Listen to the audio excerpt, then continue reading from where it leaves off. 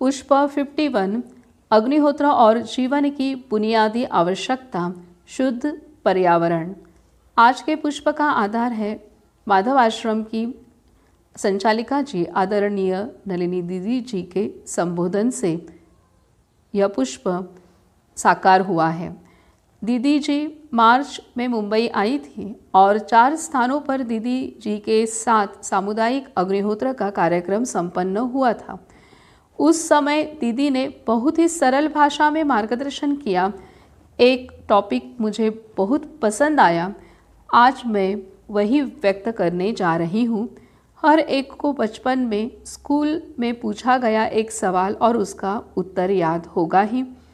वह सवाल है, मनुष्य की बुनियादी ज़रूरतें क्या हैं? उत्तर, भोजन, वस्त्र और आश्रय। उस छोटी सी उम्र में और अब तक भी यह उत्तर परिपूर्ण लग रहा था, लेकिन जब हमने आदरणीय नलिनी दीदी जी को सुना तो मुझे भोजन, कपड़े और आश्रय के जवाब की अपूर्णता महसूस हुई। हम अपने और अपने बच्चों के लिए इन 3 बुनियादी ज़रूरतों को पूरा करने के लिए दिन रात प्रयास करते हैं, लेकिन यह बुनियादी ज़रूरतें किससे आती हैं? तो पर्यावरण अर्थात प्रकृति से। इसका मतलब है कि हमारी मूल आवश्यकता शुद्ध पर्यावरण अर्थात प्रकृति, शुद्ध प्रकृति है। यह देखना महत्वपूर्ण है कि यह प्रकृति कैसे मजबूत रहेगी। एक बार पर्यावरण को मजबूत करने के बाद यह स्वचालित रूप से उपयुक्त भोजन, कपड़े और आश्रय प्रदान करेगी। आज जिस भूमि से अन्न उगाया जाता है उसे मजबूत करने की आवश्यकता है। जल, नदियों और समुद्रों के स्रोत भी दूषित हो गए हैं। वायु प्रदूषण बढ़ गया है। ओजोन परत घटने से सूर्य की गर्म किरणें सीधे पृथ्वी पर आ रही हैं। पौधे द्वारा सूती वस्त्रों की आपूर्ति की जाती है। रेशमी कपड़ा रेशम कीट प्रदान करता है। आश्रय का मतलब केवल घर ही नहीं है, महत्वपूर्ण यह है कि जिस घर में हम रहते हैं वहाँ का माहौल कैसा है। सांस लेने के लिए भरपूर पर्याप्त ऑक्सीजन की आवश्यकता होती है। प्रदूषण रहित घर का होना जरूरी है। साथ ही उस घर में ऊर्जा शुद्ध, पवित्र और सकारात्मक होनी आवश्यक है। तभी उस घर में सुख शांति का अनुभव हो सकता है। प्रकृति में वह वातावरण है जो सभी बुनियादी ज़रूरतों को पूरा करता है।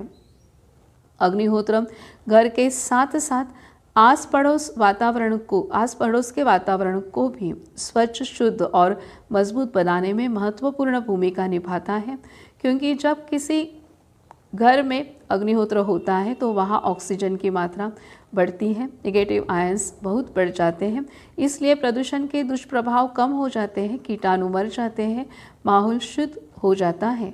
मशीन की मदद से अग्निहोत्र के परिणामों को उस स्थान से 1 किलोमीटर के दायरे में मापा गया है जहां अग्निहोत्र होता है। इसका मतलब यह है कि जब किसी घर में अग्निहोत्र संपन्न हो जाता है तो उसका असर उस घर से 1 किलोमीटर के दायरे में आने वाले सभी घरों, लोगों, पौधों, जानवरों में भी महसूस होता है। अग्निहोत्र घर के आसपास के वातावरण को मजबूत करने में मदद करता है।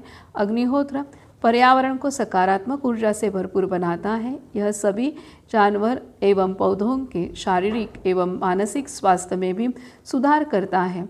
हमें भोजन, कपड़ा और आश्रय की हमारी ज़रूरतों को पूरा करने के लिए जितना संभव हो उतनी मेहनत करनी ही है, लेकिन साथ साथ ही घर घर में अग्निहोत्र हो तो जो प्रयास हम किए जा रहे हैं वे एकदम सही होंगे और अपनी मेहनत से परिपूर्ण लाभ प्राप्त हो सकता है। अग्निहोत्र के कारण हमारे सभी परिवार को और पड़ोसियों को भी शुद्ध वातावरण प्राप्त होता है।